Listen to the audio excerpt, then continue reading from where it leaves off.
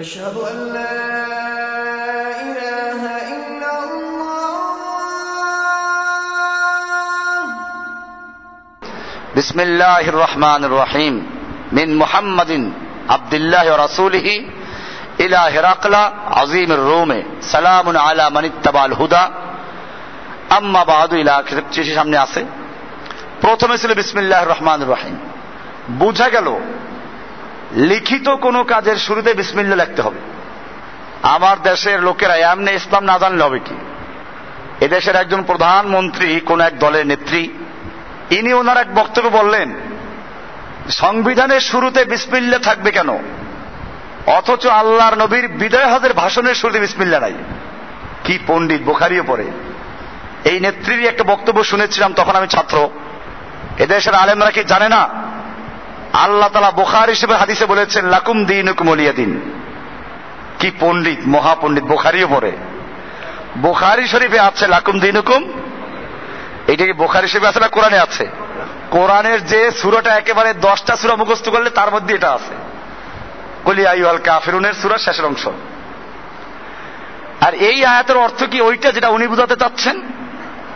লাকুম দীনুকুম ওয়ালিয়া দিন মানে হচ্ছে তোমাদের সাথে আমার কোনো সম্পর্ক নাই, তোমাদের ধর্ম তোমাদের, আমাদেরটা আমাদের, তোমাদের ধর্মের সঙ্গে আমাদের কোনো মিল নেই। এটা ওয়ালা ওয়াল বারার একটা গুরুত্বপূর্ণ আয়াত।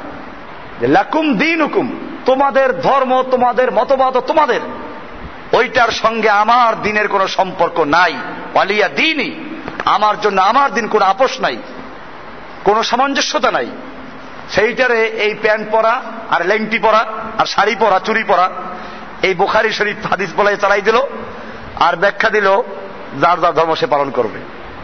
যাই হোক, ওই নেত্রীর বক্তব্য হলো আসলে এই নেত্রীগুলো নাই, কথাগুলো শিখায় এদের সঙ্গে কিছু পণ্ডিত আছে, আলেম আছে। আমি এজন্য বলি, এটা আমার কথা না, আলেম হইলেই কেবল মানা যাবে না।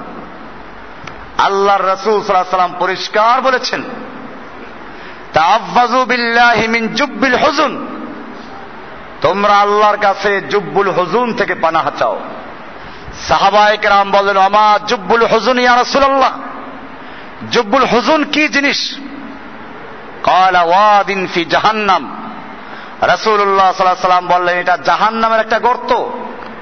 জুব্বুল হুজুন জাহান্নামের একটা গর্ত, এত মারাত্মক, এত ভয়াবহ।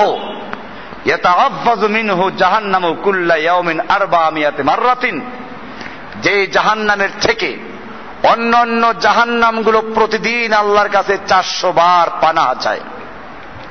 অন্য জাহান্নামগুলো আল্লাহর কাছে ওই জাহান্নামের থেকে ভয়ে 400 বার পানাহ চায়। সাহাবায়ে কেরাম জিজ্ঞেস করলেন, ওমাই ইয়াদখুলুহা ইয়া রাসূলুল্লাহ, ওই জাহান্নামে কে প্রবেশ করবে, কারা প্রবেশ করবে? আবু জাহেল, আবু লাহাব, ফেরাউন, নমরুদ, হামান? না, এরা না, এরা না। এই জাহান্নামে প্রবেশ করবে কারা? আল কুররাউল মুরাউনা বিআমালিহিম, ওই সমস্ত কারি সাহেবরা, আলেম সাহেবরা, যারা তাদের আমলগুলো করে মানুষকে খুশি করার জন্য, মানুষকে দেখাবার জন্য, এই সমস্ত আলেমরাই ওই জাহান্নামে প্রবেশ করবে।